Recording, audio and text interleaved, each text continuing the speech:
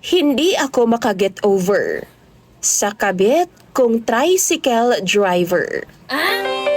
Magandang araw po sa inyo, DJ Sam, at sa lahat ng mga viewers at followers mo. Itago mo na lang ako sa pangalang Merlin. 42 years old ako, DJ Sam.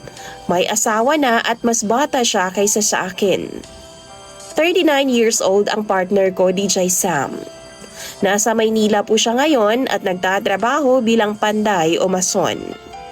Isang araw, DJ Sam, naglalakad po ako papunta sa trabaho ko. Nadaanan po ako ng isang tricycle, sakay ang asawa at anak niya. Huminto po sila, DJ Sam, at pinasakay ako. Tapos, ibinaba niya ang kanyang asawa sa palengke. Sabi ng babae, sumabay na lang daw ako sa asawa niya. Kasi magkalapit lang naman daw ang pinapasukan ko at pinapasukan ng asawa niya. Pumayag naman ako, DJ Sam. Pagdating sa pinapasukan ko, sabi ng lalaki na tricycle driver, hintayin ko na lang daw siya sa hapon pagka-out ko. Ginawa ko naman, DJ Sam. Hanggang sa araw-araw na kaming magkasabay, pumasok at umuwi galing sa trabaho. Tapos araw ng Sabado yon, swelduhan, DJ Sam.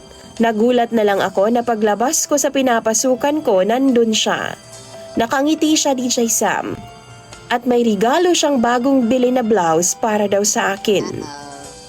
Isa pala siyang pintor, DJ Sam. At JR ang kanyang pangalan.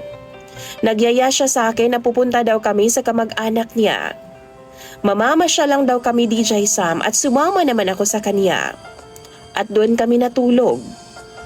Doon na rin niya ako binembang ng todo, DJ Sam. Sa isang gabi naming pagsasama, naka-4 na rounds kami ni JR. At hindi pa doon natapos ang lahat, DJ Sam, dahil nasundan at nasundan pa. Nang sumunod, nag-hotel na kami 1 beses sa 1 linggo.